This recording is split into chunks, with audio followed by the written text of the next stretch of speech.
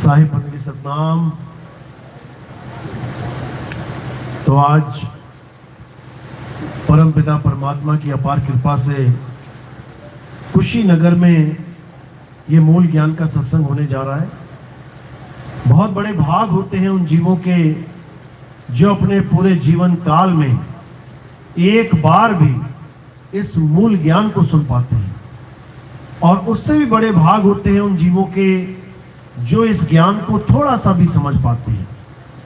क्योंकि सुनना आसान है, आए बैठे घंटा 2 घंटा सुन के चले गए, लेकिन इस ज्ञान को समझना, इस पे चिंतन मनन करना, ये बहुत मुश्किल है।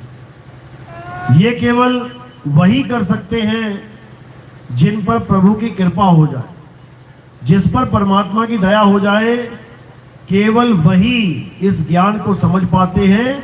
अन्यथा और कोई ऐसा कोई जीव नहीं है जो बिना दया के इस ज्ञान को समझ पाए। कोई नहीं समझ पाता।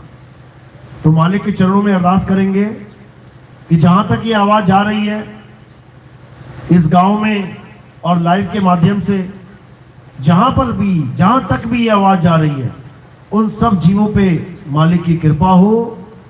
इस मूल ज्ञान को समझने में परमात्मा की दया हो, ताकि उनको एक एक बात समझ में आए और अपने जीवन का कल्याण कर पाए।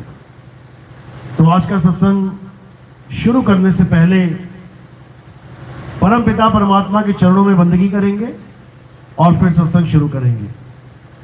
बोलिए परम पिता परमात्मा की, सदगुरु बंदी छोड़ कबीर साहेब की, सभी संतों की, सभी भक्तों की, सदगुरु मदनपति साहेब की, सदगुरु दुलमपति साहेब की, दीवान जवाहरपति साहेब की, सदगुरु राम सेवक साहेब की, सदगुरु वैरागपति साहेब की, कलिनापुर धाम की, सभी संतों की, पंडाल में आए सभी भक्तों की, इनके माता पिता गुरुदेव की, इस गांव नगर बस्ती की, आज के आनंद की, सकल हंस को बंदगी, साहेब बंदगी सतनाम।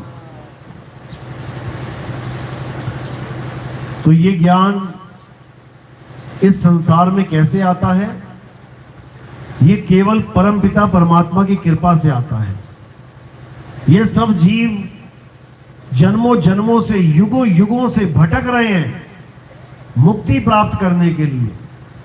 कोई जंगलों में चला गया, हजारों साल तपस्या कर डाली, कोई पहाड़ों पे चढ़ गया, समाधि में लीन हो गया, कोई मंदिर मस्जिद गुरुद्वारे बना के बैठ गया, कोई जप तप पूजा पाठ व्रत हवन यज्ञ पता नहीं क्या क्या करता रहा।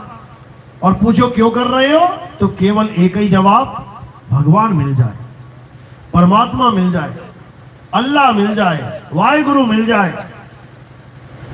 उस परम शक्ति को, उस परम दयाल को ढूंढने के लिए नाना प्रकार के तरीके खोज लिए इस इंसान ने। लेकिन दुख के साथ कहना पड़ता है कि इन सारे तरीकों को अपनाने के बाद भी कोई परमात्मा को प्राप्त कर ही नहीं पाया।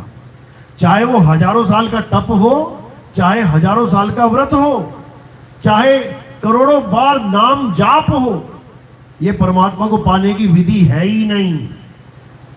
परमात्मा को पाने की विधि इन सबसे न्यारी है। और वो कैसे आती है संसार में, उसका ज्ञान कैसे प्राप्त होता है?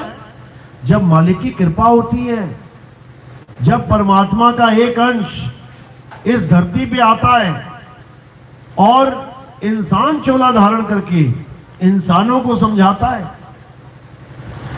तब जाकर ये ज्ञान इस जीव के समझ में आता है। तब जाके उसे पता लगता है कि आखिर गलती हो कहां रही थी।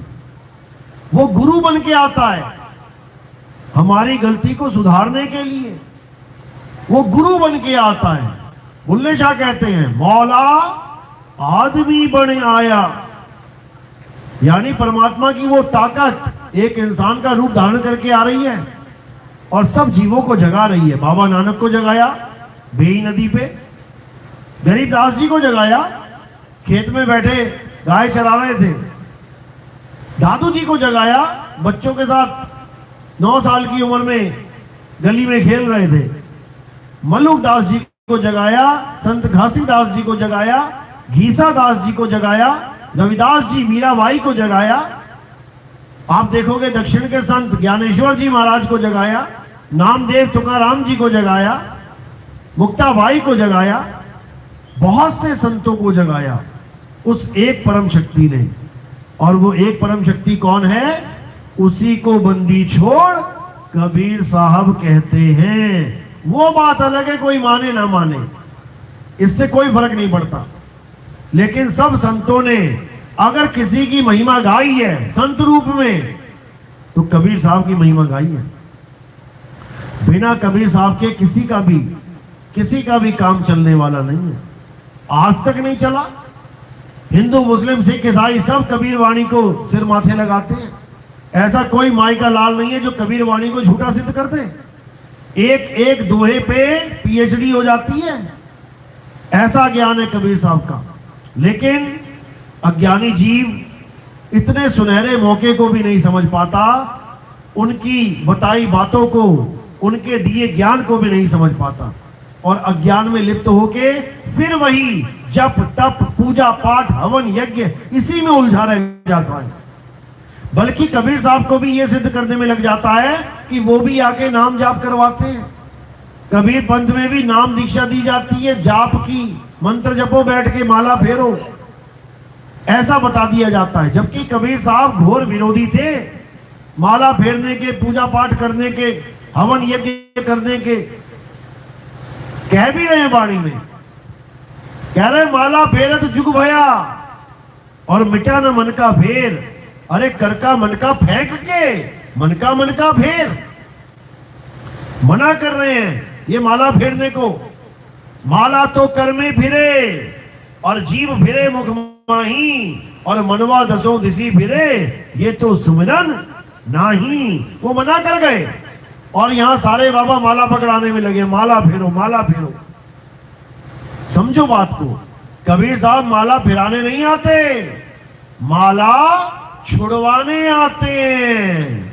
कबीर साहब नाम जपवाने नहीं आते, कबीर साहब नाम छुड़वाने आते हैं। मदन साहब छाप लगा रहे हैं, कह रहे हैं सोई गुरु पूरा कहावे जो दो अक्षर का भेद बतावे, एक छुड़ावे एक लखावे तब प्राणी निज घर को जावे। यानी सोई गुरु पूरा कहावे। गुरु तो बहुत सारे बैठे हैं, गली गली में गुरु बन के बैठे हैं। आप टीवी चैनल खोलो, सुबह से शाम तक आपको गुरुजी मिलेंगे सारे। आप यूट्यूब चैनल खोलो, कोई भी धार्मिक चैनल खोल लो, सारे गुरुजी मिलेंगे। सुबह से शाम तक तुम गुरुजी करते रहोगे। लेकिन उन गुरुजी लोगों से एक अलग भी बैठा है, वो कौन है? गुरु, पूरा गुरु। गुरुजी अधूरे भी हो सकते हैं, लेकिन पूरा गुरु कभी अधूरा नहीं हो सकता। अब उस पूरे गुरु की पहचान बताई जा रही है। सोई गुरु पूरा कहावे जो दो अक्षर का भेद बतावे। सोचो जरा, नाम दीक्षा लेके बैठे हैं सारे, अलग अलग पंथों में, अलग अलग धर्मों में। ये दो अक्षर का भेद बतावे, ये क्या है? सोई गुरु पूरा कहावे, दो अक्षर का भेद बतावे, एक छुड़ावे। क्या छुड़ा दिया तुमसे किसी ने? बल्कि और नाम पकड़ा दिए, जो नहीं जानते थे वो भी पकड़ा दिए। पहले केवल राम राम, हरे कृष्णा हरे राम, राधा राधा कर रहे थे। अब गुरुजी के पास नाम लेके अब निरंजन ओंकार रारंकार सुवंग सतनाम भी करने लग गए। यानी छुड़वाना था नाम गुरु ने, और पकड़ा दिया और लाद दिया ऊपर। तो कह रहे हैं एक छुड़ावे एक लखावे तब प्राणी निज घर को जावे। कौन सा छुड़ावे और कौन सा लखावे, इस भेद को कोई बिरला ही जानेगा।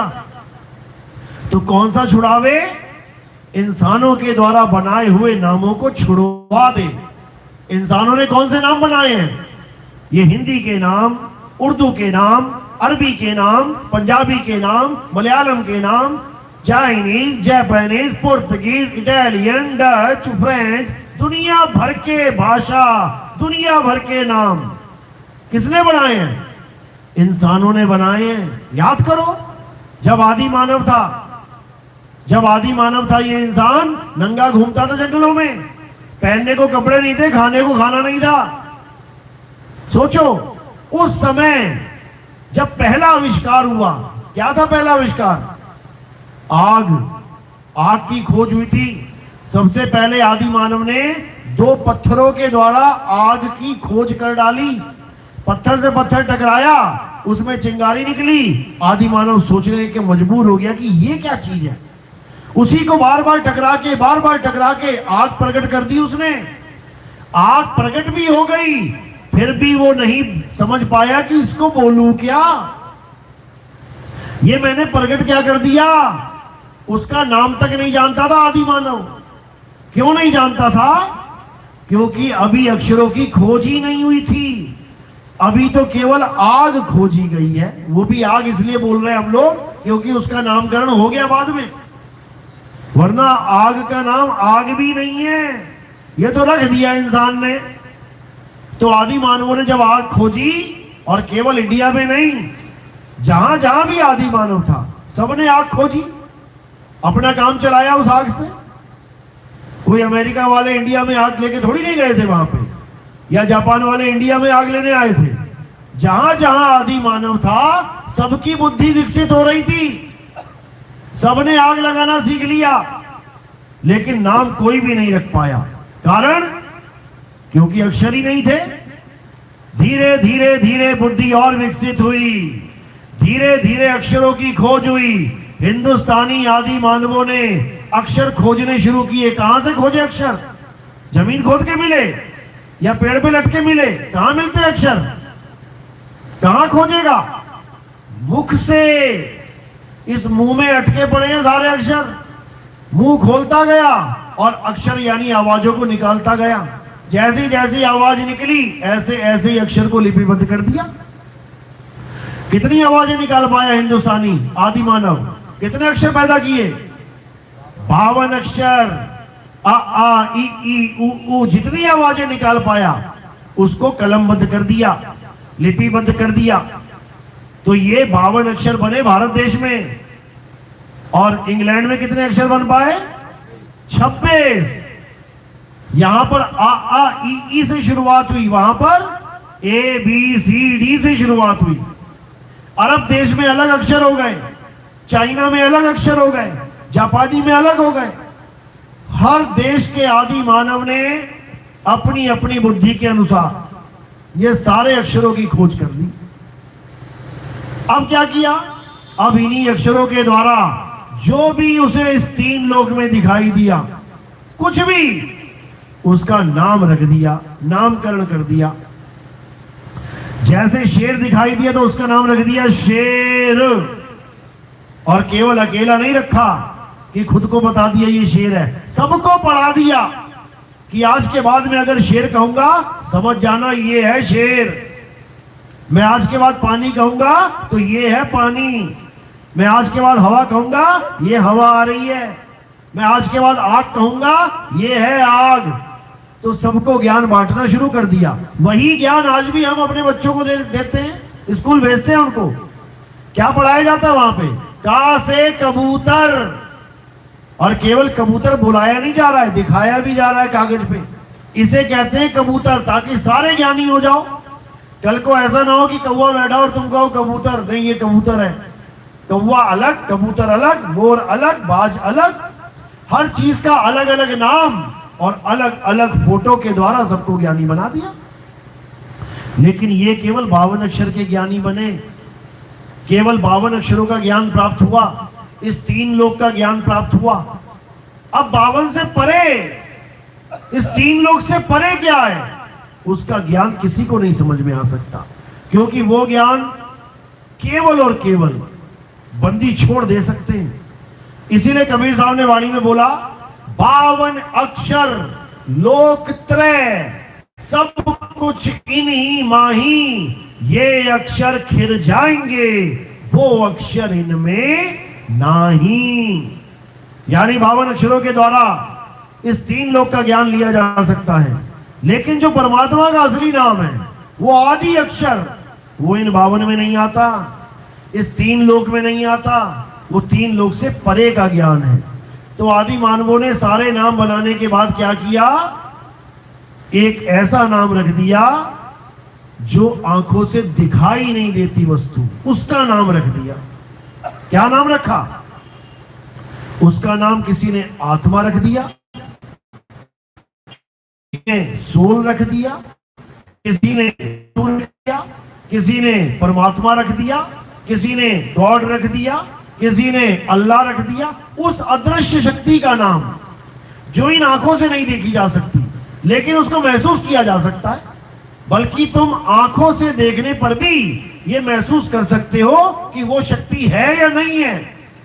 जैसे एक आदमी जिंदा खड़ा है और एक मुर्दा पड़ा है, आंखों से दिख रहा है जिंदा भी और आंखों से दिख रहा है मुर्दा भी, फिर भी भले आत्मा दिख नहीं रही आंख से, लेकिन फिर भी आंख के द्वारा तुम इतना बुद्धि विवेक लगा सकते हो कि इसमें आत्मा है या नहीं है। इतनी बात तुम जजमेंट लगा सकते हो। शरीर खड़ा है, बोल रहा है, चल रहा है, इसका मतलब आत्मा है। और निढाल होके गिर गया तो इसका मतलब उसमें आत्मा नहीं है। फिर भी तुम समझ सकते हो कि आत्मा है कि नहीं है। अनुभव करना अलग बात है, लेकिन तुम देख के भी, छू के भी महसूस कर सकते हो। बॉडी ठंडी है, सांस चल नहीं रही है, दिल धड़क नहीं रहा, इसका मतलब इसमें जीवात्मा नहीं है। और खा रहा है, पी रहा है, बैठा है, हंस रहा है, इसका मतलब इसमें जीवात्मा है। इसीलिए जीवित बोला जाता है। जीवित यानी जीव इतः, इसमें जीव है।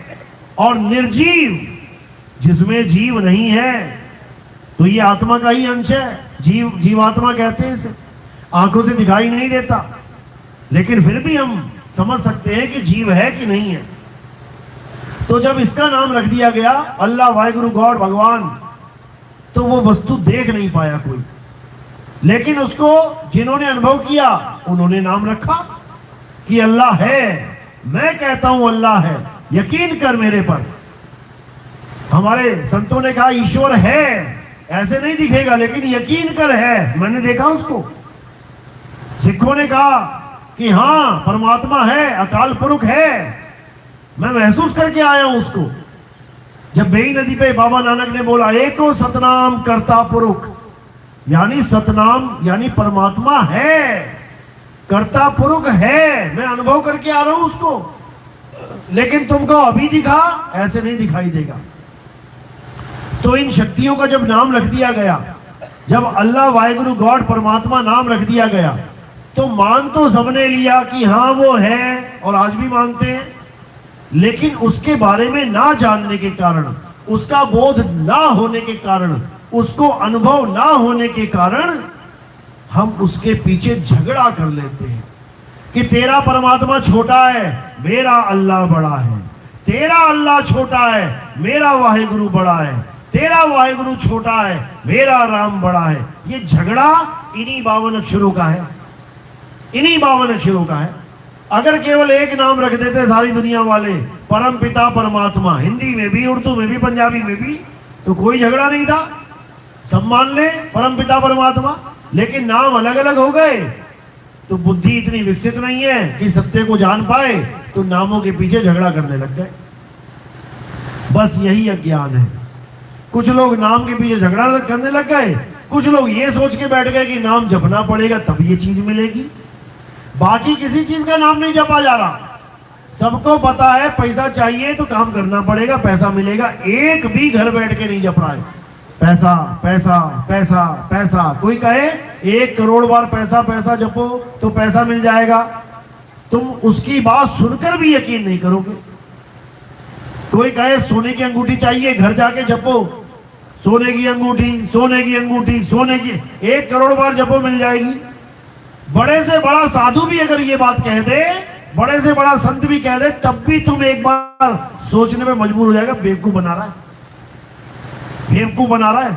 इतनी बुद्धि विकसित है तुम्हारी। तुम्हें प्यास लगी है, तुम्हें कोई कहे ना 1 करोड़ बार पानी पानी जब तेरी प्यास बुझ जाएगी, तुम यकीन नहीं करोगे कि ऐसा भी कभी हो सकता है। लेकिन एक आम साधु बिल्कुल शून्य, बस कपड़े पहन रखे, भले साधु ना हो, वो भी अगर तुम्हें कह दे कि राम राम जब बेटा राम मिल जाएगा। कोई मुसलमान फकीर कह दे अल्लाह अल्लाह जब अल्लाह मिल जाएगा। कोई सिख भाई कह दे वाहेगुरु वाहेगुरु वाहेगुरु जब वाहेगुरु मिल जाएगा। तुम यकीन करके बैठ जाते हो। भगवान के नाम के अलावा और किसी भी चीज पे तुम्हें यकीन नहीं है कि जपने से मिलेगी, नहीं मिलेगी। लेकिन भगवान को तुमने पता नहीं क्या समझ लिया कि मैं नाम जपूंगा भगवान मिल जाएगा। कभी नहीं मिलेगा। इसीलिए कबीर साहब ने बोला वो को कहां ढूंढे रे बंदे, मैं तो तेरे पास में, बिल्कुल पास में। ना मंदिर में, ना मस्जिद में, ना काबे कैलाश में, बिल्कुल मना कर दिया। क्यों? क्योंकि ये मंदिर मस्जिद तुमने बनाए हैं। ये भगवान ने अपने घर नहीं बना रखे, तुमने बनाए भगवान के घर अपनी अपनी श्रद्धा के अनुसार, अपनी अपनी इच्छा के अनुसार। तो कह रहे हैं ना मंदिर में, ना मस्जिद में, ना काबे कैलाश में, ना मैं जप में। किसको मना कर दिया? नाम जप को, यानी नाम नहीं जपना है, बिल्कुल नहीं जपना है। ना मैं जप में, ना मैं तप में, तपस्या बिल्कुल नहीं करनी है। बड़े बड़े साधु संत तपस्या करके चले गए, जीवन बर्बाद करके चले गए, जबकि ग्रंथों में प्रमाण है कि तपो राज राजो नरकम। तपस्या करने से क्या मिलता है? भगवान नहीं मिलता, राज मिलता है। तपस्या करने से राज मिलता है, और जब राज मिलता है तो बुद्धि भ्रष्ट हो जाती है, अहंकारी हो जाता है, स्वार्थी हो जाता है, भ्रष्टाचारी हो जाता है, दूसरों को दुख देने लग जाता है। उसके बाद क्या मिलेगा? नरकम, नरक मिलेगा। तो तपस्या करने से राज मिला, राज से नरक मिला, कहने का मतलब तपस्या ही नरक का कारण बन गया। तो क्या करेंगे ऐसी तपस्या करके, और क्या करेंगे ऐसा राज करके जहां हमारी वजह से दूसरों को कष्ट हो जाए, जहां हम भ्रष्टाचारी हो जाए, जहां हम अहंकारी हो जाए। इससे अच्छा तो गरीबी ठीक है भाई, समझो। तो तपस्या यानी तप और जप से क्या मिलेगा? नरक मिलेगा। नरक नहीं चाहिए। तो क्या करना है? जप और तप छोड़ देना है, छोड़ दो। कबीर साहब मना कर रहे हैं, ना मैं जप में, ना मैं तप में, ना एकांत निवास में। अरे वो को कहां ढूंढे रे बंदे, मैं तो तेरे पास में। खोजी होए तुरंत मिल जाऊं, एक पल की तलाश में। कह रहे तो खोजी तो बने एक बार, एक पल में मिल जाऊंगा, एक पल में। कब मिलूंगा? जब तेरे जीवन में भेदी गुरु आ जाएगा, भेद बताने वाला। क्योंकि परमात्मा एक ऐसी चीज है जिसको ढूंढने के लिए इंसान ने कोई जगह ही नहीं छोड़ी। वो पहाड़ों पे चला गया, वो कैलाश पे चला गया, वो जंगलों में चला गया, नदियों में डुबकियां मार ली, रेगिस्तान में चला गया। ऐसा कोई स्थान नहीं जहां नहीं गया, हर जगह ढूंढ लिया उसने। केवल एक जगह नहीं ढूंढी, बस वहीं पे परमात्मा है। जो जगह नहीं ढूंढी उसी में परमात्मा है। 50 लीटर दूध पड़ा है घर में, और घी को ढूंढने के लिए तुमने सारी दुनिया ढूंढ ली, सारी दुनिया ढूंढ ली, बस कहां नहीं ढूंढा? दूध में नहीं ढूंढा। वो घी तुमने दूध में नहीं ढूंढा, दूध को छोड़ के तुमने सारी दुनिया ढूंढ ली, और कभी नहीं मिलेगा। क्योंकि जहां वो है वहां तुमने खोजा ही नहीं। तो कह रहे हैं खोजी होए तुरंत मिल जाऊं। कैसे मिलेगा तुरंत? जब तुम्हें भेद बताने वाला गुरु मिल जाएगा, उसी वक्त पता लग जाएगा आखिर परमात्मा रहता कहां है, परमात्मा का घर है कहां, मैंने जाना कहां है। उसी वक्त समझ में आ जाएगा। उसके बाद भेदी गुरु तुम्हें विधि बताएगा कैसे पहुंचना है वहां तक जिसका ज्ञान मिला है। तब तुम्हारी भक्ति स्टार्ट हो जाएगी, और धीरे धीरे धीरे धीरे अपने आप मालिक की कृपा होगी, और तुम उस मूल ज्ञान को, उस तत्व ज्ञान को, उस आत्म ज्ञान को प्राप्त कर लोगे। इसीलिए कबीर साहब समझा रहे हैं, खोजी होए तुरंत मिल जाऊं, एक पल की तलाश में। और कहें कबीर सुनो भाई साधो, मैं तो हूं विश्वास में। यानी कि जब भेदी गुरु तुम्हें भेद बताएगा, एक पल में परमात्मा का भेद बताएगा, भेद को समझने के बाद उस पे विश्वास करना है, अविश्वास नहीं करना है। जब भेदी गुरु ने तुम्हें भेद समझा दिया कि बेटा इस पूरी दुनिया में परमात्मा नहीं मिलेगा, जहां मर्जी ढूंढ ले, बेटा इस पूरी काया में परमात्मा नहीं मिलेगा, जहां मर्जी ढूंढ ले। कोई मूल कमल में ढूंढ रहा है, कोई स्वाद कमल में ढूंढ रहा है, कोई नाभि में ढूंढ रहा है। उदाहरण क्या दे रहा है कि रावण की नाभि में अमृत था, तुम्हारी नाभि में भी अमृत है। अमृत यानी परमात्मा। बताओ, अरे रावण की नाभि में अमृत होता तो रावण मरता क्यों? अमृत तो चला ही गया नाभि में, अमृत तो पिएगा तभी तो जाएगा, तो मरता ही क्यों? मर गया। इसका मतलब नकली अमृत है वो, नकली। कई बाबा लोग कहते हैं कि गले में जीभ को घुमा के लगाओ तो क्या होगा, वहां अमृत टपक रहा है। अब बाबा से पूछो, बाबा तुम अमर हो गए क्या? तुम्हें 100 साल हो गए अमृत पीते हुए, क्या तुम अमर हो गए? अब तुम मरोगे तो नहीं। तो क्या कहेगा बाबा? अरे मरना तो सत्य है, मरना तो पड़ेगा, तो क्यों झूठ बोल रहा है कि अमृत पी रहा है? फिर काहे का अमृत है?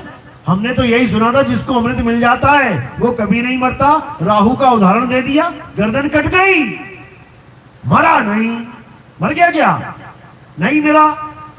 एक बूंद अमृत की गई तो मरा नहीं, और तू 100 साल से अमृत पी रहा है तब भी मर जाएगा। इसका मतलब नकली अमृत पिला रहे हैं ये लोग। ये कौन है पता है? 4 क्रिया वाले। पहली क्रिया कहते हैं गले में जीभ को घुमा के लगा लो, अमृत पियो। वहां का अमृत नहीं है, बलगम है ये बलगम है, उसी को अमृत बना के पिला रहे हैं। दिमाग से टपकती है ये बलगम। दूसरी क्रिया, कानों में उंगलियां डाल के अनहद नाद को सुनो। नकली माल है ये, नकली अनहद बाजा, जम का थाना, पांचों तत्व करे घमसाना।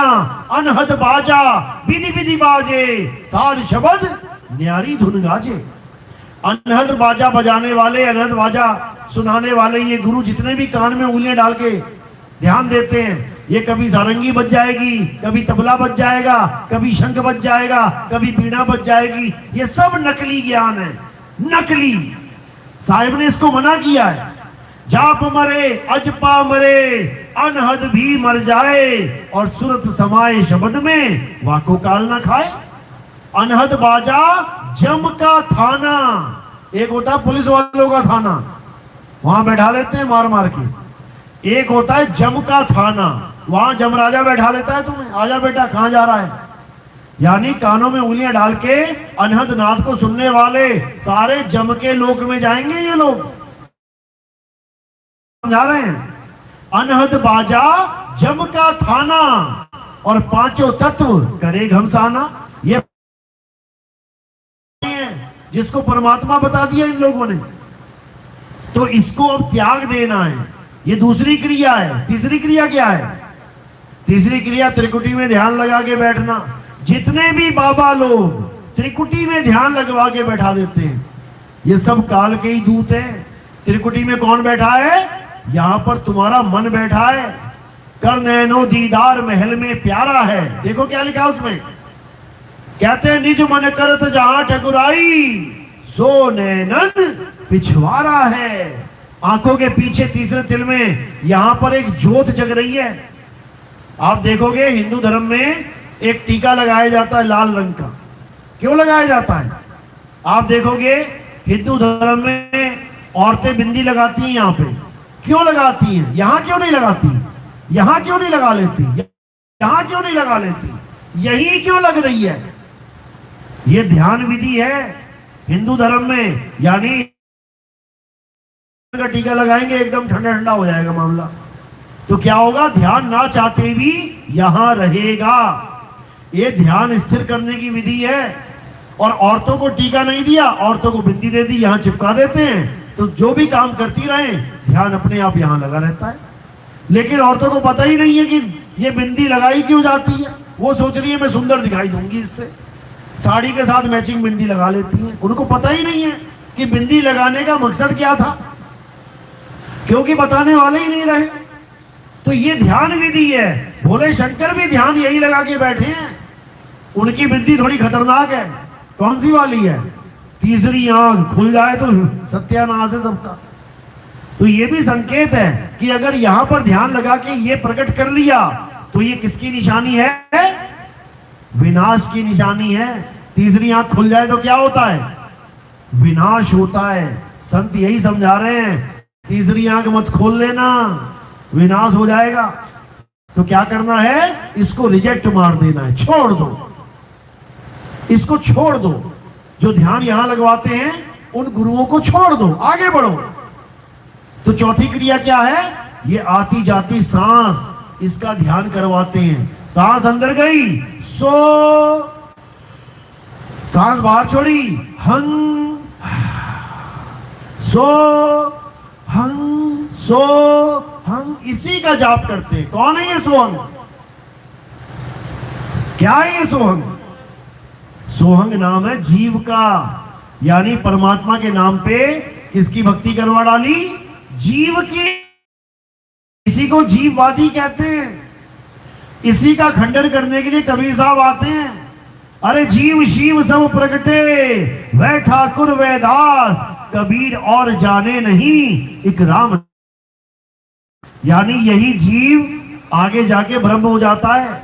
शुरुआत में तुम सुवंग सुवंग कर रहे हो, आगे जाके त्रिकुटी में ध्यान लग जाएगा, प्रकाश ही प्रकाश हो जाएगा, रोशनी ही रोशनी हो जाएगी, ज्योत प्रकट हो जाएगी। तब तुम क्या हो जाते हो? अहम ब्रह्मस्मि, मैं ही ब्रह्म हूं, ऐसा आभास हो जाता है तुम्हें। समझो बर्बाद हो गए, समझो बर्बाद हो गए। क्यों? कारण क्या है? मुक्त अवस्था नहीं है, ब्रह्म अवस्था। कर्ता यानी इस शरीर का, इस काया का, इस ब्रह्मांड का कर्ता है वो। ब्रह्म के द्वारा ही ब्रह्मांड पैदा होता है। यानी तुम्हारी सृष्टि खत्म होने वाली नहीं है ब्रह्म ज्ञान से, बल्कि ब्रह्म ज्ञान तो सृष्टि को पैदा करता है 3 गुणों के द्वारा। कोई भी ग्रंथ पढ़ लो, उसमें देखो ये दुनिया ब्रह्म के द्वारा बनाई गई है, ब्रह्म ही सब कुछ है, स्वामी ब्रह्मलीन, ब्रह्म ज्ञान। और कबीर साहब क्या कह रहे हैं? कह रहे हैं कि ब्रह्म बड़ा की जहां से आया, अरे वेद बड़ा की जिन निर्माया, ई मन बड़ा की जेही मन माना, और राम बड़ा की राम ही जाना। अरे भ्रम कबीरा फिरे उदास, और तीर्थ बड़ा या तीर्थ का दास। कबीर साहब ने तो कोई कमी छोड़ी नहीं। अभी पीछे सत्संग था हरियाणा में, एक भगत बहस करने लग गया, कहता जी 2 ही चीजें होती हैं, जीव और ब्रह्म। जीव हम भटक रहे हैं और ब्रह्म कण कण में विराजमान है। आप कह रहे हो कि परमात्मा कण कण में नहीं है। मैंने कहा भाई मैं कह रहा हूं परमात्मा कण कण में नहीं है, मैं ये नहीं कह रहा कि ब्रह्म कण कण में नहीं है। ब्रह्म कण कण में विराजमान है, लेकिन परमात्मा विराजमान नहीं है कण कण में। उसके समझ में ही नहीं आई बात। वो कह रहा है ऐसे कैसे हो सकता है, ब्रह्म ही तो परमात्मा है। कह रहा ब्रह्म ही परमात्मा है। मैंने कहा भाई एक बात सुनिए, किसने बताया तुझे ब्रह्म परमात्मा है? कहता सब संतों ने बताया है, प्रमाण देने लग गया, हमारे गुरुजी ने भी बताया है। मैंने कहा ब्रह्म और जीव के अलावा और तो कुछ नहीं है ना? कह रहा नहीं है कुछ भी। मैंने कहा एक नाम और सुना होगा तूने, पर ब्रह्म। एक और सुना होगा, पार ब्रह्म। अब ये क्या है बता मुझे, क्या बताया गुरुजी ने इसके बारे में? कहता नाम तो मैंने सुना है लेकिन गुरुजी ने कभी बताया नहीं। मैंने कहा फिर तेरा गुरु अधूरा है, अधूरा गुरु है तेरा, जो बचपन से गाते आ रहे हैं, पार ब्रह्म परमेश्वर तुम सबके स्वामी। किसने नहीं सुना? हाथ खड़ा करो, सबने सुनाया। तो जब बोल रहे हैं पार ब्रह्म, तो फिर ब्रह्म से पार ही तो है वो।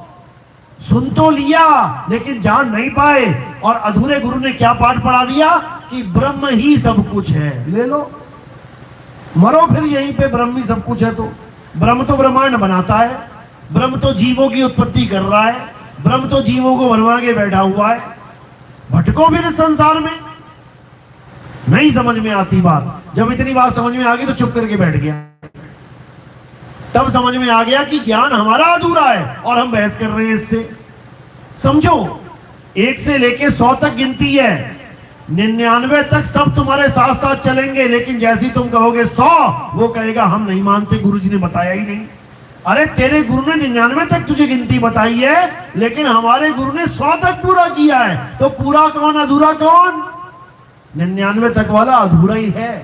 99 तक तो तुम्हारा ज्ञान एकदम मैच होगा, तुम्हारे सुर में सुर मिला के चलेगा, लेकिन जैसे ही वो 99 पे खत्म होगा और तुम कहोगे 100, वो कहेगा हम नहीं मानते।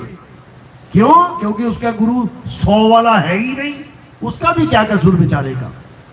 तो इसीलिए मैं बार बार कहता हूं कि सबका हुक्का लीजिए, साचा शब्द निहार, और पक्षपात मत कीजिए, कहे कबीर विचार। मैंने कभी अपने सत्संगों में ये कहा ही नहीं कि तुम मुझे मानो, कि मेरे ही ज्ञान को मानो। मैं कहता हूं सारी दुनिया के गुरुओं को मान लो, सारी दुनिया के गुरुओं से नाम ले लो। बताओ क्या नुकसान होगा तुम्हारा? बताओ, क्या सारी दुनिया के गुरुओं से नाम लेने के बाद तुम्हारा नुकसान हो जाएगा?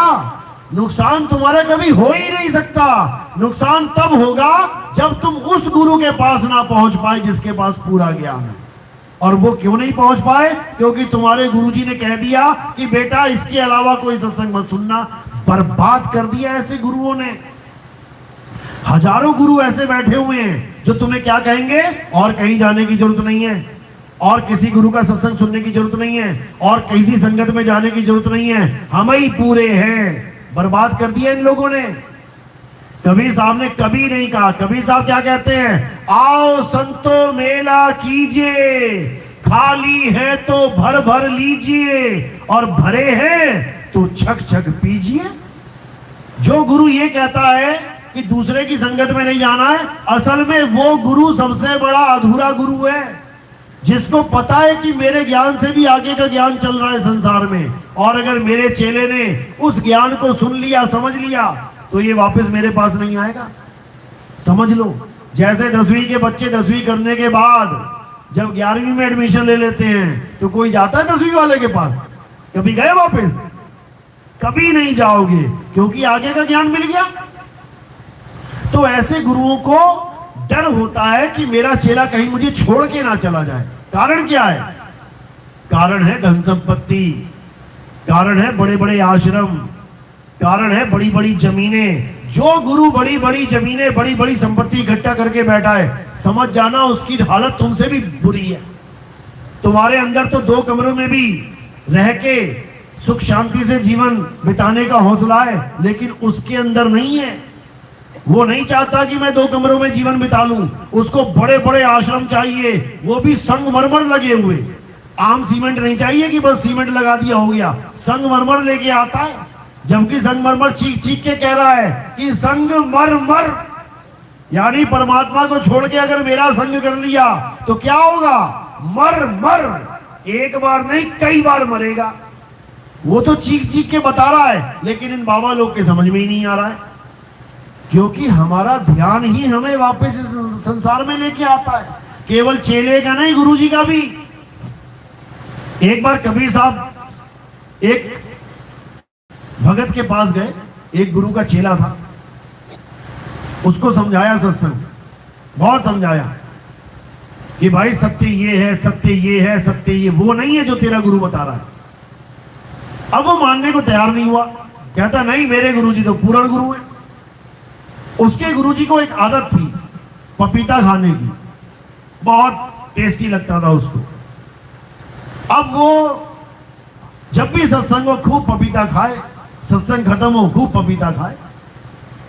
एक दिन कबीर साहब पहुंचे उसके पास, चेले के पास।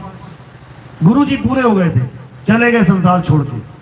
कबीर साहब ने सोचा अब शायद गुरु मोह खत्म हो गया हो इसका, गुरुजी तो चले गए, अब क्या करें, शायद अब ज्ञान समझ ले। इस पंखे को इधर कर। तो जब उसके पास गए तो क्या हुआ, पूछा हाँ भाई ज्ञान समझ, पंखा उधर करो। तो कहते हाँ भाई ज्ञान समझ में आ रहा है या अभी भी गुरुजी का मोह है?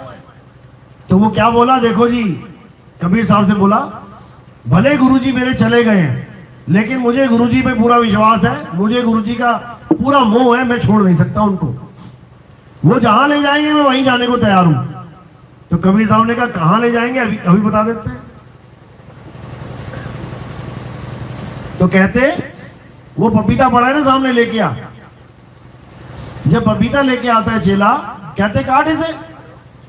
और जब पपीता काटा जाता है तो क्या होता है, उसके अंदर एक कीड़ा रेंगना होता है पपीते के अंदर। कहते ये बैठे हैं गुरुजी तेरे, जाना है गुरुजी के पास, पहुंचाए। वहीं मोह भंग हो जाता है। यानी हमें गुरु के काया से मोह नहीं करना है, हमें गुरु की शक्ल से मोह नहीं करना है, हमें गुरु की देह से मोह नहीं करना है। हमें किसके पीछे लगना है? ज्ञान के पीछे लगना है। हमें केवल ज्ञान चाहिए। और ज्ञान कौन सा? पूर्ण ज्ञान, अधूरा ज्ञान नहीं। अधूरा ज्ञान तो तुम्हें फंसाने के लिए बनाया गया है, पूरा ज्ञान तुम्हें यहां से निकालेगा। तो पूरा ज्ञान कौन देगा? पूरा गुरु ही पूरा ज्ञान देगा। तो कैसे देगा? सोई गुरु पूरा कहावे, दो अक्षर का भेद बतावे, एक छुड़ावे। यानी जो भी तुम्हें नाम जाप, तुम्हें तंत्र मंत्र विद्या जो भी दे रखा है, उसको छुड़वा देवे। एक छुड़ावे, एक लखावे। लखावे क्या? तुम्हें तुम्हारा स्वरूप लखावे, तुम्हें तुम्हारा आत्म ज्ञान लखावे, तुम्हें तुम्हारा तत्व ज्ञान लखावे, तुम्हें उस परम पिता परमात्मा का यथार्थ ज्ञान समझावे। क्योंकि परमात्मा का स्वरूप और तुम्हारा स्वरूप एक ही है, दो नहीं है। इसी को साहिब ने समझाया कि सत्य स्वरूपी नाम साहिब का, सो निज नाम हमारा। यानी हम सबका नाम जो निज नाम है वो एक ही है, और किसी और का नाम जपने से हमारी मुक्ति नहीं होगी। ये गुरुआ लोग दूसरों का नाम जपवा रहे हैं हमें, जबकि हमें क्या चाहिए? हमें निज नाम चाहिए। वाणी क्या कह रही है? तीन गुणों की भक्ति में भूल पड़ा संसार, और कहे कबीर निज नाम बिन कैसे लागे पार। निज नाम यानी मुझे मेरा नाम बताओ, मैं कौन हूं। मुझे किसी और का नाम नहीं जपना। अगर किसी और के नाम जपने से मुक्ति हो सकती है तो गुरु धारण करने की जरूरत ही नहीं है। तुम्हें कितनों के नाम पता है? राम जी का नाम पता है, श्याम जी का नाम पता है, हनुमान जी का नाम पता है, अल्लाह नाम पता है, वाहिगुरु नाम पता है, गॉड नाम पता है, सारे नाम पता है। कौन सा नाम नहीं पता? तुम्हें तुम्हारा नाम नहीं पता। ये जो तुम्हारा नाम 52 अक्षरी है, ये किसी का दिया हुआ है, मांगे का नाम है ये दिया हुआ नाम है। लेकिन तुम्हारा निज नाम, जो तुम्हारा नाम शुरू से है अंत तक रहेगा, वो किसी को नहीं पता। इसीलिए बुल्ले शाह समझा रहे हैं कि बुल्ला की जाना मैं कौन, बुल्ला की जाना अल्लाह कौन नहीं, बुल्ला की जाना मैं कौन। यानी मुझे ऐसा भेदी गुरु मिल गया जिसने बुल्ले को समझा दिया कि बुल्ला तू है कौन। यही नानक साहब समझा रहे हैं। कहे नानक ये तेरी वडियाई, कोई नाम न जाने मेरा। यानी मैं जहां भी जाता हूं, किसी भी गुरु के पास जाता हूं, किसी न किसी का नाम जपवा देता है। क्यों? क्योंकि 52 अक्षर पड़े हुए हैं उसके पास। 52 अक्षर जोड़ तोड़ के नाम बना के दे देता है फिट करके। अगर 52 अक्षर ना हो तो नाम दे के दिखाए। ये 5 नाम 10 नाम छोड़ो, एक नाम दे के दिखा दे कोई, अगर 52 अक्षर ना हो तो। इसीलिए साहिब ने 52 का जोरदार खंडन किया है। कहते 52 अक्षर जोरे आन, सकिया न अक्षर एक पहचान। उस एक अक्षर यानी उस एक आदि नाम को कोई नहीं पहचान पा रहा, और 52 अक्षरों को पकड़ पकड़ के सारा जीवन बर्बाद करके चले जा रहे हैं। तो अब क्या करना है? अब 52 अक्षरों से किनारा करना है। कैसे करना है? उस आदि नाम को जान के, उस आत्म ज्ञान को जान के। एक 52 अक्षरी नाम है और एक आदि नाम है। 52 अक्षर जीव के आधार से बोले जाते हैं। ये जो तुम्हारे मुंह में जीव घूम रही है ना, अगर सारे गुरुओं की ये जीव हटा दी जाए, सारे नाम खत्म हो जाएंगे दुनिया से। जितने भी 52 नाम चल रहे हैं, जितने भगवानों के, कौन दे रहा है? ये सारे गुरु लोग दे रहे हैं। केवल गुरुओं की जीभ अगर खत्म कर दी जाए तो समझो भगवान का नाम देने वाला ही नहीं बचेगा कोई। ये इस जीभ का कमाल है। तो कबीर साहब समझा रहे हैं 52 अक्षर ये जीभ आधारा, आदि अक्षर जीभ्या से न्यारा, वाही को सत सिमरण कहिए, सच्चा सिमरण, और ये जीभ वाला झूठा सिमरण।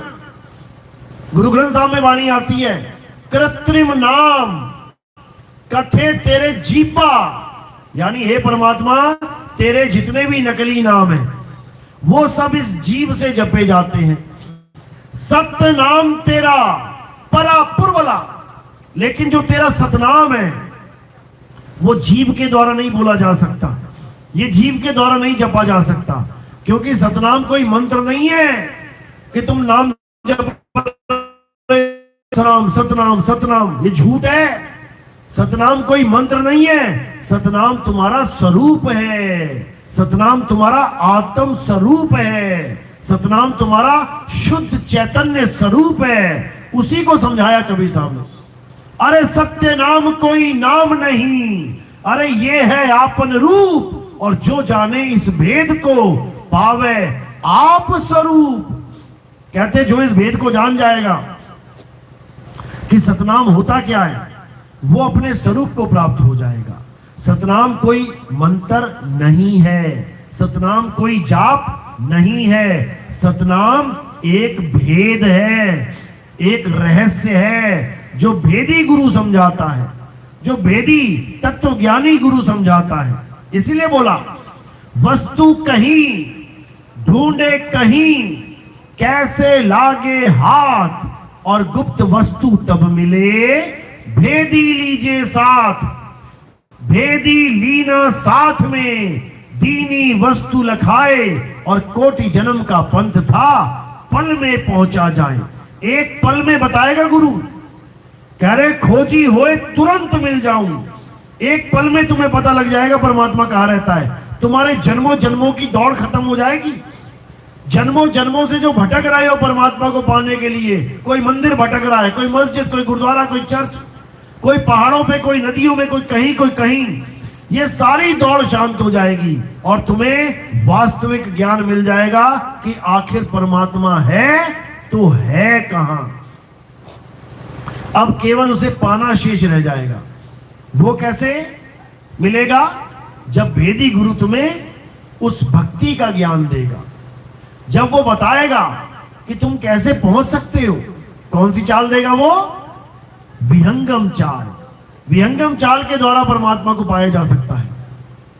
और कौन सी चालें हैं? चींटी की चाल, मकड़ी की चाल, मछली की चाल, और आखिरी है विहंगम चाल।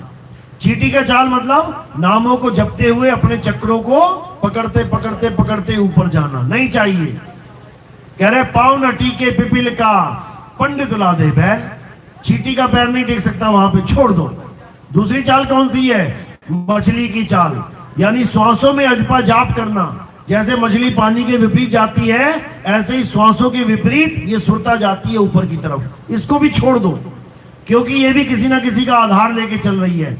चींटी दीवार का आधार ले रही है, मछली पानी का आधार ले रही है। तीसरी चाल कौन सी है? मकड़ी की चाल। मकड़ी की चाल में शुरू में तो नाम जाप करते हुए जाना पड़ता है, लेकिन उसके बाद अंदर नकली धुन मिल जाती है, फिर धुन को पकड़ के आप ऊपर नीचे होते हो। यानी पहले नाम जपते जाते हो, ज्योतिरंजन ओंकार रंकार सोहम सतनाम। उसके बाद वहां पे अनहदनाद मिल जाती है। उसके बाद अनहदनाद को पकड़ के उस शब्द धुन को सुनते हुए बार बार अंदर और बाहर आओगे। छोड़ दो, नकली माल है। असली चीज क्या है? असली है विहंगम चाल, जिसके लिए क्या बोला? शब्द विहंगम चाल हमारी, कहे कबीर सतगुर दई तारी, खुले कपाट शब्द झनकारी, और पिंड यंड के पार सो देश हमारा है। वाणी में क्या समझा रहे हैं? कि हमारी चाल केवल एक ही चाल है। ये मछली मकड़ी ये हमारी चाल नहीं है, हमारी विहंगम चाल है। यानी पक्षी की तरह सीधे आकाश में उड़ जाना है, सीधे आकाश में, नॉन स्टॉप। ये 5 रूहानी मंडल, ये 5 तत्व, ऐसा कुछ नहीं। ये 5 प्रकाश कुछ नहीं, ये 5 आवाजें कुछ नहीं, छोड़ दो इसे और केवल एक को जानो। वो एक शब्द अंदर से नहीं ऊपर से आ रहा है। बाबा जय गुरुदेव ने भविष्यवाणी करी थी 1980 में कि अभी तो तुम 5 नामों से पार हो रहे हो, लेकिन भविष्य में जो महात्मा आएंगे वो क्या करेंगे, उनको आवाज ऊपर से आएगी, ऊपर से एक आवाज आएगी, वो उसी को कहेंगे कि वही परमात्मा है। उसके बाद कोई भी इन 5 नामों से या बाबा जय गुरुदेव नाम से पार नहीं होगा। ये 1980 में बोल के जा चुके हैं वो, लेकिन ये सबकी समझ में नहीं आएगा। सुनने के बाद भी बाबा जी से सवाल नहीं किया किसी ने कि बाबा जी आपने सत्संग में बोला है कि उस महात्मा का एक नाम, एक भाषा और एक झंडा होगा। आप तो 5 नाम 5 धुने दे रहे हैं। आप कह रहे हो कि एक आवाज आएगी ऊपर से और आप 5 आवाजें बता रहे हो, तो सत्य ये है या वो? किसी ने नहीं पूछा। अच्छी बात है नहीं पूछा। क्यों नहीं पूछा? क्योंकि बाबा झूठ नहीं बोल पाते। फिर वो ये नहीं कह पाते कि अभी तो तुम 5 नाम से पार हो रहे हो और बाद में नहीं। क्या ऐसा कभी हो सकता है कि एक गुरु 5 नाम दे रहा है और उससे पार होते?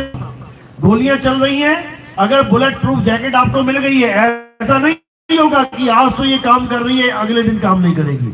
वो हमेशा काम करेगी, उसका गुण यही है। अगर 5 नाम तुम्हें पार कर सकते हैं तो क्या आज और क्या कल और क्या परसों वो 5 नाम तुम्हें पार करेंगे। लेकिन बाबा जय गुरुदेव ने खुद मोहर लगा दी कि ये 5 नाम तुम्हें पार नहीं करेंगे। इसका मतलब ये तब भी पार नहीं कर रहे थे।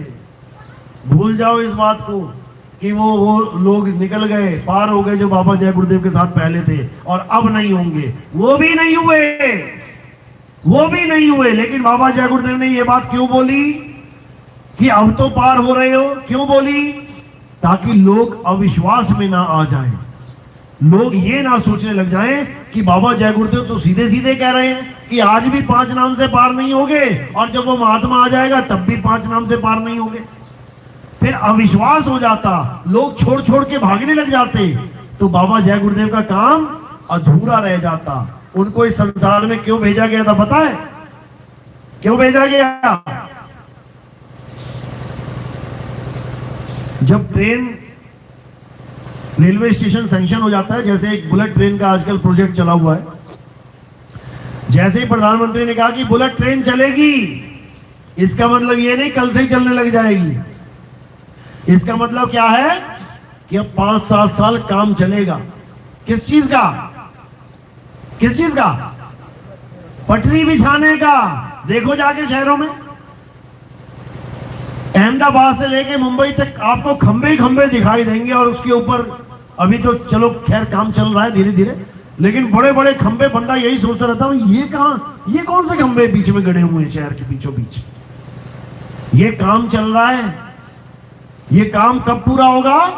जब पटरियां बिछ जाएंगी, मामला ओके हो जाएगा, उसके बाद ट्रेन आएगी। इसी प्रकार बाबा जय गुरुदेव का काम क्या था? खंबे लगाने का। उनका काम था पटरी बिछाने का। और उन्होंने सत्संग में संकेत किया कई बार कि बच्चा अभी तो तुमने सत्संग सुना ही नहीं है, सत्संग सुनाने वाले तो बाद में आएंगे। बोला था कि नहीं बोला था? ये देखो टाटधारी बैठे हैं, वो पीछे कितने लोग बैठे हैं, सबने सुनी ये बात।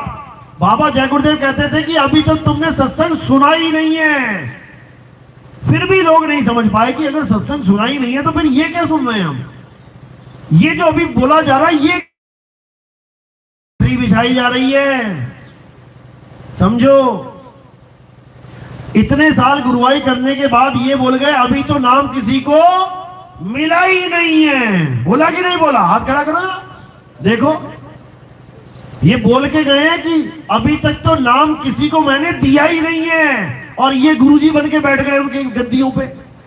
अभी तक गुरु ने किसी को नाम नहीं दिया, और ये गुरुजी के जाने के बाद गद्दियों के पीछे लड़ लड़ के मर गए आपस में।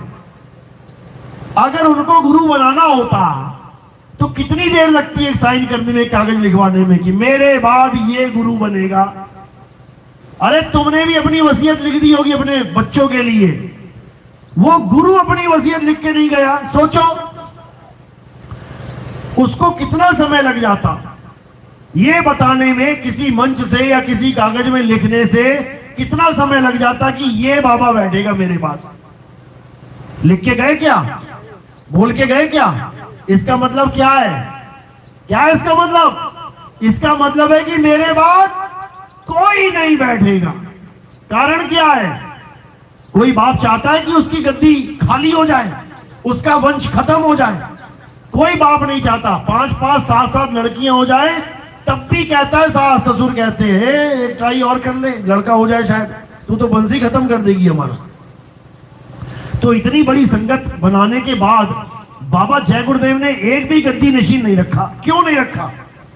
क्योंकि जो उनका गद्दी नशीन है ना, उसके बारे में वो बता के जा चुके हैं कि एक ऐसा महात्मा आएगा जिसका एक नाम, एक भाषा, एक झंडा होगा। बोला कि नहीं बोला?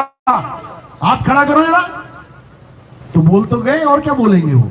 इनके लिए थोड़ी नहीं बोल गए जो 5 नाम देंगे, या जो नाम ही बदल बदल के पता नहीं क्या क्या नाम बना दिया आजकल इन लोगों ने।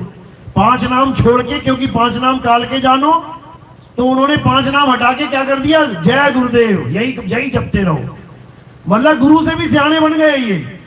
गुरु 5 नाम दे रहा है और ये कह रहे हैं जय गुरुदेव नाम जपो, इससे मुक्ति हो जाएगी। ये सब भ्रमजाल है, सब भ्रमजाल है। इससे बाहर निकलना है और उस एक नाम को जानना है जिसके लिए बाबा नानक कहते हैं, तेरा एक नाम तारे संसार। पूरे संसार को एक नाम तार सकता है। तो हो गई ना एक भाषा, एक भाषा हो गई ना। पंजाबी भी नहीं कहेगा कि पंजाबी में दिया, अंग्रेज भी नहीं कहेगा अंग्रेजी में दिया, जापानी भी नहीं कहेगा जापानी में दिया, चाइनीज भी नहीं कहेगा चाइनीज में दिया, क्योंकि भाषा का कोई काम ही नहीं है। वो एक भाषा कौन सी? सैन की, इशारे की। तुम कहीं भी चले जाओ पूरी दुनिया में, तुम्हें नहीं पता कि पानी का नाम क्या रखा है यहां पे, तुम बस एक इशारा कर देना भैया। सारी दुनिया में चलता है ये। कहीं पर भी चले जाना, बस एक इशारा कर देना और देखो कैसे पानी मिलेगा। पूरी दुनिया में चले जाना, ये एक इशारा कर देना। पता है ना, ये पूरी दुनिया में चलता है ये। इसी प्रकार गुरु क्या करता है? सैन बैन देता है। सैन यानी इशारा, बैन यानी ज्ञान। गुरु सैन बैन देता है, इशारों में ज्ञान देता है। ये नाम का ज्ञान नहीं देता जपने वाला। इसीलिए कबीर साहब ने समझाया, हम वासी वा देश के जहां जात वर्ण कुल नाही, अरे सैन मिलावा हो रहा शब्द मिलावा नहीं। यानी इन शब्दों के चक्कर में मत पड़ो, हिंदी पंजाबी उर्दू फारसी के नाम मत जपो और उस आत्म तत्व को जानो जिसे एक तत्वदर्शी संत बताता है। गीता अध्याय 4 34वां श्लोक यही समझा रही है। हे अर्जुन, अगर तू आत्मा को जानना चाहता है, अगर तू सत्य को जानना चाहता है, तो क्या कर? तत्वदर्शी संत की शरण में जा, जो तुझे तत्व का ज्ञान करवा दे, जो तुझे आत्मा का ज्ञान करवा दे।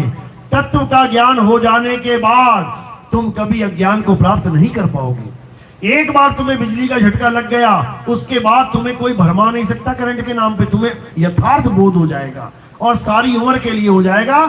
उसके बाद तुम अज्ञान को प्राप्त नहीं कर पाओगे। इसी प्रकार एक सेकंड के लिए भी अगर तुम्हें आत्मा का ज्ञान हो गया, उसके बाद मौत नाम की चीज सदा के लिए खत्म हो जाती है। कोई तुम्हें भरमा नहीं सकता कि तुम मर जाओगे, कोई तुम्हें डरा नहीं सकता कि तुम मर जाओगे, क्योंकि तुम्हें उसका बोध हो गया जो अजर अमर अविनाशी है। और कौन अजर अमर अविनाशी है? तुम ही अजर अमर अविनाशी हो।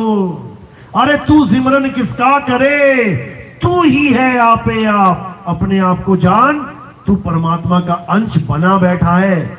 जब परमात्मा को जानेगा तो जो तू सो हम को प्राप्त कर जाएगा। सो अवस्था है, नाम जाप नहीं है। बोलिए परमपिता परमात्मा की। किस किस को मेरी बात समझ में आई? 1% भी। बहुत अच्छी बात है। ऐसे ही जागना है, ऐसे ही सत्य को परखना है और सत्य का प्रचार करना है, ताकि ये सारा संसार एक झंडे के नीचे आ पाए। और वो एक झंडा कौन सा है? वो सतनाम का झंडा है। सतनाम का मतलब यथार्थ स्वरूप। हम सबका एक ही स्वरूप है। बल्ब छोटे बड़े हो सकते हैं, बल्ब रंग बिरंगे हो सकते हैं, बल्ब छोटी मोटी पावर बड़ी पावर के हो सकते हैं, कोई 0 वाट का, कोई 10 वाट का, कोई 50 वाट का, कोई 100 वाट का, कोई 1000 वाट का। लेकिन जो करंट में तार आ रहा है, जो करंट तार में चल रहा है, वो एक ही है, वो सबके लिए समान है। इसी प्रकार ये बल्ब, ये घड़े तो बड़े छोटे काले पीले गुलाबी हो सकते हैं, लेकिन जो पानी है वो सब में एक है। इसीलिए उस एक को जानना है। बोलिए परमपिता परमात्मा की सदा ही जय हो। साहिब बंदगी सतनाम। किसी का कोई सवाल है, हाथ खड़ा कर सकता है, बोलो। आ जाओ। बाबा जी ने कहा था, बाबा जी ने कहा था, मेरे गद्दे का मालिक एक महाबली शासक होगा, धर्म मुकुट सिर पर धारेगा। मेरी गद्दी का मालिक एक महाबली शासक होगा, धर्म मुकुट सिर पर धारेगा, धरा से देगा पाप। धर्म मुकुट सिर पे धारेगा, धरा से देगा पाप हटाए। बहुत अच्छी बात है। ये तो कलयुग में सतयुग की बात बोल दी। यानी कलयुग में सतयुग आएगा। धरा से पाप हटने का मतलब होता है कि कलयुग में सतयुग आ जाना। सतयुग में पाप बहुत कम था, ये वाला जो सतयुग है इसमें कम था, लेकिन जो हमारे वाला सतयुग आएगा इसमें पाप नाम की कोई चीज ही नहीं होगी। तो यही जानना चाहते हैं कि वो महाबली शासक होगा कौन? वो महाबली शासक कोई शरीर नहीं होगा, समझ लो। महाबली शासक शरीर हो ही नहीं सकता, क्योंकि शरीर को पकड़ के कहीं भी मारा जा सकता है, कहीं भी काटा जा सकता है। वो महाबली शासक कौन होगा, उसके बारे में हर ग्रंथ में जिक्र दिया गया है। हिंदू धर्म में उसको कल्कि अवतार कहते हैं। एक अवतार बचा है ना आने के लिए, कल्कि अवतार। कल्कि नाम क्यों रखा उसका, कारण क्या है? कल्कि का मतलब होता है कलंक से रहित, जिसमें कोई कलंक ना लगे। संतों ने उसी कल्कि अवतार को क्या बोला? निहि कलंक अवतार, निहि कलंक राया, यानी जिसमें कोई कलंक ना लगे। अब किसमें कलंक नहीं लग सकता? शरीरों में कलंक लग सकता है, किसमें नहीं लग सकता?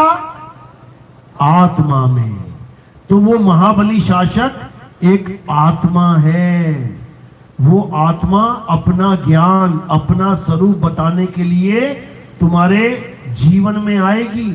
वो आएगी, उसी आत्मा को बोला है महाबली शासक होगा, जो धरा से देगा पाप हटाए। यानी जब वो काया का ज्ञान खत्म कर देगा, माया का ज्ञान खत्म कर देगा और आत्मा का ज्ञान पूरे संसार में फैला देगा, सब आत्म ज्ञानी हो जाएंगे, सब आत्म प्रेमी हो जाएंगे। तो बताओ पाप कौन करेगा?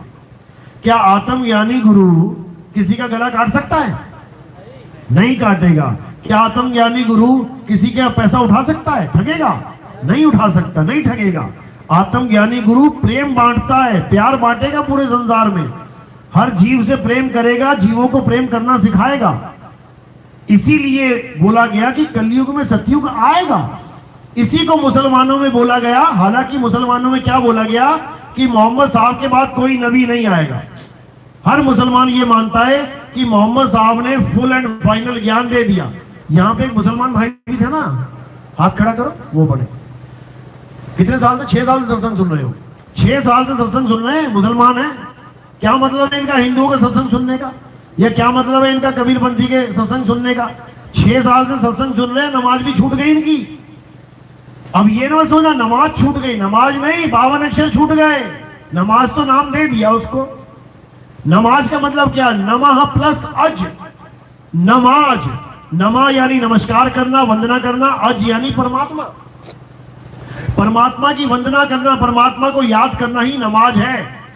नमाज केवल हिंदुस्तान में शब्द चलता है। आप अरब देश में जाओगे, मैं जाता हूं वहां पे, मैं मुसलमानों से पूछता हूं, अरबी वालों से, कि आपने नमाज पढ़ी क्या? वो कहते नमाज होता क्या है? उनको नमाज पता भी नहीं है होता क्या है। वो नमाज नहीं बोलते उसको, क्योंकि नमाज अरबी शब्द है ही नहीं। नमाज संस्कृत शब्द है, संस्कृत। नमः, नमः कौन सी भाषा में आता है? ओम नमः संस्कृत में। अज किस में आता है? संस्कृत में। नमः प्लस अज नमाज। वो लोग क्या बोलते हैं? क्या बोलते होंगे पता है? वो कहते हैं सलाह। सलाह यानी 5 टाइम सलाह करो। अब सलाह नाम रखा होता है, सलाह यानी कि सलाह देना, बताना। हम तुम्हें सलाह दे रहे हैं कि क्या करना है क्या नहीं करना है। वो सलाह को 5 टाइम सलाह कहते हैं, नमाज को। नमाज नाम उनको पता ही नहीं है होता क्या। यहाँ पे नमाज के नाम पे लड़ो, यहाँ पे लड़ रहे हैं लोग। तो ऐसा नहीं है, लोग सोच रहे हैं नमाज अलग है, पूजा अलग है। एक ही है, अक्षरों का फर्क है केवल। वो अरबी में पढ़ रहा है, तुम हिंदी में पढ़ रहे हो, अंग्रेज अंग्रेजी में पढ़ रहा है। बस अक्षरों का फर्क है, अलग अलग भाषाओं के, लेकिन परमात्मा एक है, अल्लाह एक है, वाहिगुरु एक है, गॉड एक है। इसको मानो। तो मुसलमानों में ये बात बिल्कुल अटल मानी जाती है, मोहम्मद साहब के बाद कोई नबी नहीं आएगा, यानी कोई ऑप्शन नहीं है कि और कोई आगे ज्ञान देगा। लेकिन फिर भी एक नाम आता है कि जब तक वो नहीं आएगा इस दुनिया का खात्मा नहीं हो सकता, यानी दुनिया कभी खत्म नहीं होगी। दुनिया पता है क्या है? ये है दुनिया। ये दुनिया खत्म नहीं हो सकती जब तक तुम्हारे जीवन में कौन नहीं आ गया? इमाम मेहदी नहीं आ गए। नाम सुना है इमाम मेहदी? पूरी दुनिया इंतजार कर रही है, पूरी दुनिया इंतजार कर रही है। मुसलमान काले झंडे उसी के नाम के लगाते हैं कि भैया आ जाओ, अब तो बमबारी भी हो गई, अब तो जान माल की हानि भी हो गई, बच्चे मर गए लाखों, अब तो आ जाओ। उसको याद कर रहे हैं सारे कि कुरान पूरी दुनिया में शांति स्थापित नहीं कर पाई। बता दो कर दियो तो कौन शांति स्थापित करेगा? इमाम मेहदी करेगा आके। मेहदी नाम का मतलब क्या होता है अरबी में? यानी अल्लाह के द्वारा गाइड किया हुआ आदमी। डायरेक्ट अल्लाह उसको गाइड करेगा और डायरेक्ट अल्लाह ही उसका गुरु होगा। यानी वो देह गुरु को गुरु नहीं मानेगा, वो शब्द गुरु को मानेगा, वो परमपिता परमात्मा को गुरु मानेगा। और तुम्हें भी यही सलाह देगा कि डायरेक्ट गुरु को जानो, शब्द गुरु को जानो। गुरु एक माध्यम बनता है, लेकिन असल में गुरु कौन है? परमात्मा गुरु है। तो उसका नाम इमाम मेहदी रखा गया है। ईसाइयों में उसको क्या बोला गया है? ईसाइयों में उसको सेकंड कमिंग बोला गया है, जीसस सेकंड कमिंग। यानी वो मानते हैं कि ईसा मसीह मरे नहीं, 3 दिन तक क्रूस पे चढ़ा के रखा उनको, वो मरे नहीं, वो दोबारा आएंगे। दोबारा क्या करने आएंगे? सत्य का ज्ञान देने आएंगे। इस दुनिया में प्रेम का ज्ञान देने आएंगे, इस दुनिया में परमात्मा का असली ज्ञान देने आएंगे। यही बात सिखों में भी बोली गई है कि अभी तो हम ज्ञान दे रहे हैं, अभी तो हम समझा रहे हैं, लेकिन एक और आएगा। उसको क्या नाम दिया गया? मर्द का चेला। आप गुरबाणी पढ़ोगे उसमें आता है आन 78 जान 97 होर भी उठसी, मर्द का चेला। यानी होर भी उठसी, एक और उठेगा। और वो क्या बताएगा? वो मर्द के बारे में बताएगा, शब्द गुरु के बारे में बताएगा। क्योंकि मर्द एक ही है इस संसार में, परमात्मा मर्द है, बाकी सब कौन है? उसकी नारियां हैं। ये सूरत रूपी नारियां बैठी हैं, अपने मर्द को ढूंढ रही हैं, जिसे खसम कहते हैं। कह रहे दास मलूक सलूक कहते हैं, खोजो खसम कबीर। कबीर यानी वो दाढ़ी वाला बाबा कबीर नहीं। लोग उसी की फोटो लगा के घूम रहे हैं कि हमें तो कबीर मिल गया, फोटो की पूजा करने लग गए, हमें तो कबीर मिल गया। कबीर कोई फोटो नहीं है, कबीर कोई कैलेंडर नहीं है, कबीर कोई शरीर नहीं है। कबीर क्या है? अरे कक्का केवल नाम है, बब्बा ब्रह्म शरीर और रारा सब में रम रहा, वाको नाम कबीर। जो हम सब में रम रहा है, कौन रम रहा है? वो आत्मदेव रम रहा है। उस आत्मदेव को कबीर मानो। वही कबीर के दर्शन बाबा नानक को जब हुए, कैसे? गरीबदास जी महाराज कहते हैं, अरे झांकी देख कबीर की, नानक कीती वाह, और वाह सिखन के गल पड़ी, कौन छुड़ावे ता। ये माला पड़ी है ना, कहां पड़ी है?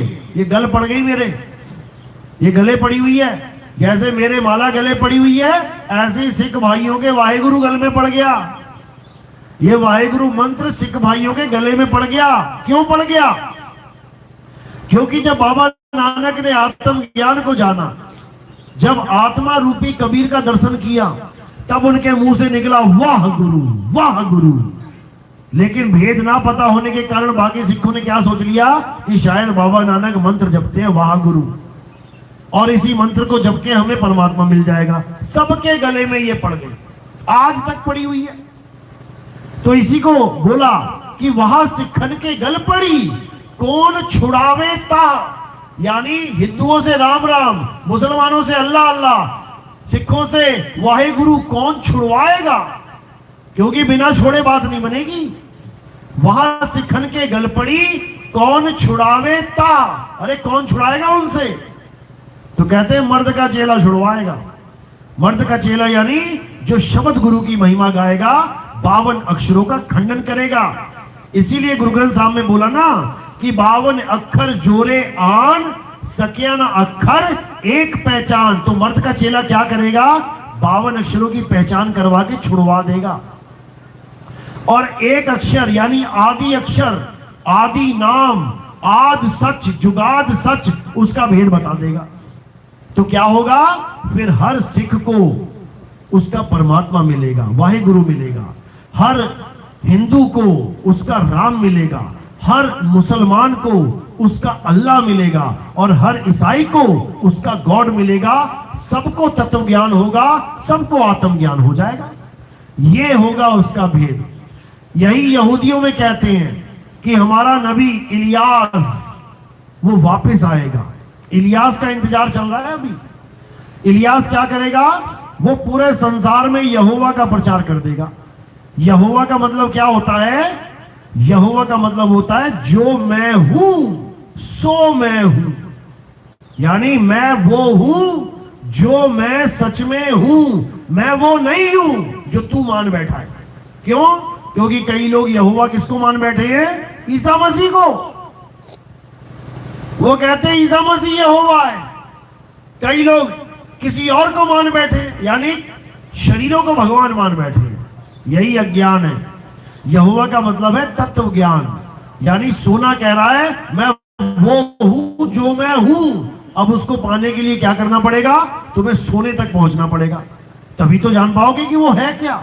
तो जब यहोवा तक पहुंचोगे तब समझ में आएगा आत्म देव को ही यहोवा कहते हैं। इसी को ईसाई लोग क्या कहते हैं? होली स्पिरिट। अरे होली स्पिरिट का मतलब तो जान लो। होली मतलब पवित्र, स्पिरिट मतलब आत्मा। पवित्र आत्मा ही परमात्मा है। तो कृष्ण जी क्या फारसी बता रहे हैं? वो भी तो यही कह रहे हैं, नैनम छिन्दन्ति शस्त्राणि नैनम दहति पावका, कि हे अर्जुन, आत्मा को ना तो कोई शस्त्र काट सकता है, ना अग्नि जला सकती है, ना वायु सुखा सकती है, ना जल भिगो सकता है। तो वो कुछ और थोड़ी नहीं बोल रहे हैं, वो भी उसी होली स्पिरिट का ज्ञान दे रहे हैं जो ईसाई दे रहे हैं, जो ईसा मसीह दे के गए। उसी को बाबा नानक वाले कह रहे हैं, आत्म देव पूजिए गुरु के सहज सुभाए। और तो वो फारसी थोड़ी नहीं बोल रहे हैं, वो भी आत्मदेव की महिमा गा रहे हैं। तो हिंदुओं में भी आत्मा की महिमा चल रही है, सिखों में भी आत्मा की महिमा चल रही है, ईसाइयों में भी आत्मा की महिमा चल रही है, और कुरान में भी आत्मा की ही महिमा चल रही है। सोचो, मिट्टी का पुतला बनाया आदम, किसी को नहीं कहा सजदा कर। क्यों? क्योंकि मिट्टी को सजदा नहीं करना है। लेकिन जब आदम के अंदर उस रूह को फूका गया, आत्मा का प्रवेश हुआ, तो सबको कह दिया सजदा कर। क्यों? क्योंकि इसमें जान आ गई है। जान यानी जान को समझो। कहते ना अम्मी जान, अब्बू जान, भाई जान। क्यों लगा रखा है जान आगे? जान का मतलब ये नहीं कि तू मेरी जान है, ये वो वाला जान नहीं है। जान का मतलब है जिसकी वजह से अब्बू के शरीर में जान है, जिसकी वजह से अम्मी के शरीर में जान है, जिसकी वजह से भाई के शरीर में जान है, उसको जान। तब बनेगा तेरा काम। लेकिन उसको कोई जान ही नहीं रहा, उसी को आत्म तत्व कहते हैं। उस तत्व को पहचानो। अजर अमर अविनाशी तत्व है वो, उसी से तुम्हारा कल्याण होगा। लेकिन कोई समझने को तैयार नहीं है। तो आखिरी जो संत आएगा, जिसको बाबा जय गुरुदेव क्या सब बोल के गए हैं, जब आएगा भीषम भीसा, ना रहेगा ईसा, ना रहेगा मूसा, राज करेगा जगदीसा, बोल के गए। कौन राज करेगा? जगदीसा। कौन राज करेगा? जगदीसा। तो ये वही है जो राज करेगा। जगदीसा का राज आ गया है, किसी आदमी का राज नहीं है ये। तो वो जगदीसा कहां है? वो कबीर साहब की वाणी जब आप पढ़ोगे, मदन साहिब के साथ जो वार्तालाप हुई है, उसमें समझाया उन्होंने। क्या कहते हैं कि मैं आऊंगा मदन, तेरे पंथ में आऊंगा मैं वापस। और पूरे संसार को उजागर करूंगा, तो कौन आएगा? आदमी आएगा कोई? ये वही आएंगे, कबीर साहब आएंगे। कैसे आएंगे? कैसे आएंगे? क्या क्या बताया उन्होंने? वाणी पढ़ना वहां कब की छपी हुई है? 1986 में छपी थी। क्या कहते हैं? कहते हैं चौथी गद्दी होई अवतारा, ताका चरित्र विदित संसारा, मेरी बात साच कर मानो, मदन समझ अपने मन मानो, चौथी गद्दी का विस्तारा, डंका बाजी सब संसारा, हम उनके सिर बैठब आई, और वहां से पार कोई नहीं पाई। अब भेद बता दिया उन्होंने। समझदार को इशारा काफी है, ना समझ को 84 तैयार है। सिंपल सी बात है, कोई बहुत बड़ा कोई फारसी का शब्द नहीं है, ये हिंदी में बोला उन्होंने समझाने के लिए हिंदुस्तानियों को। तो मुद्दा इतना सा है कि उसके आने का भी एक तरीका है और उसके जाने का भी एक तरीका है। कैसा? कहते साहिब कबीर का सब घटवासा, गुपत प्रगट कुछ अजब तमाशा, जहां संत तहां प्रगट भयहू, और जहां असंत गुपत तहां रहहू। बता दिया उन्होंने।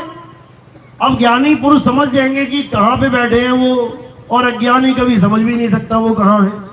तो इस भेद को भेद ही रहने देना है और समझना है कि आखिरी जो ज्ञान देने वाला आएगा वो कोई आम आदमी नहीं है, वो आदमी है ही नहीं, वो स्वयं परमपिता परमात्मा है। वही ज्ञान देंगे आके। उसी को कहा है महाबली एक शासक होगा। शासक का मतलब होता है राजा। राजा कौन है? इस दुनिया का राजा कौन है? सारे संसार का चलो ठीक है, 3 लोग काल के हैं, ठीक है, लेकिन किसके राज में है? इस सारे संसार का, ब्रह्मांड का, पूरी सृष्टि का राजा कौन है? हम सब जीवों का राजा कौन है? परमपिता परमात्मा। वही राजा है, वही अपना काम करेगा। उसके अलावा कोई कलयुग में सतयुग ला ही नहीं सकता। चलो, और कोई सवाल है?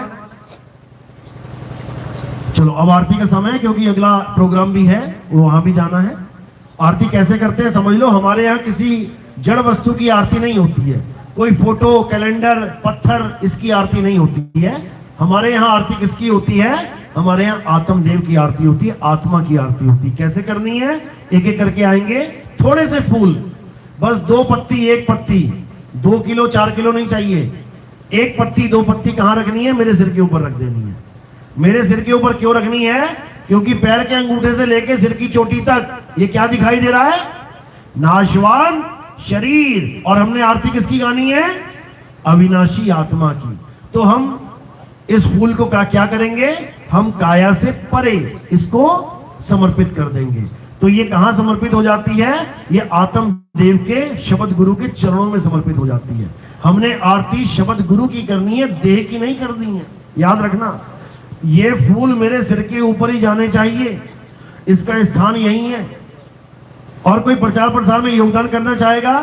क्योंकि तो पता है कि प्रचार में भी सेवा बहुत जरूरी है।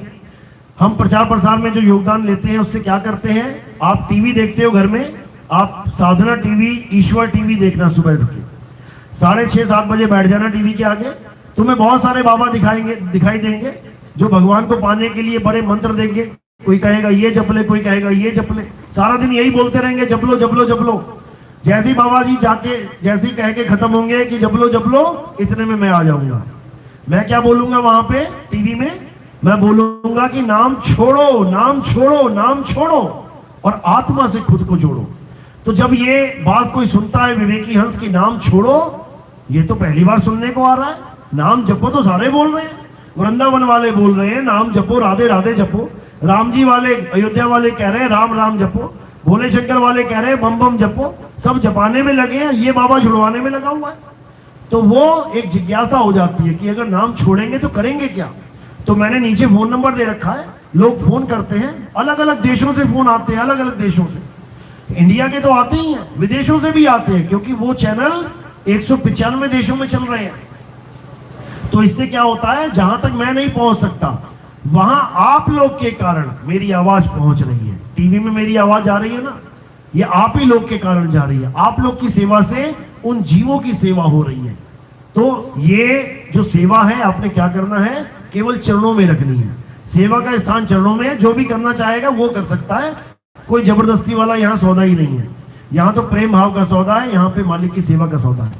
चलो अब एक एक करके आएंगे और आरती लग जाएगी, खड़े सब हो जाएंगे, आना एक एक करके है। बोलिए परमपिता परमात्मा की सदा ही जय हो। साहिब बंदगी सतनाम, जय सतनाम।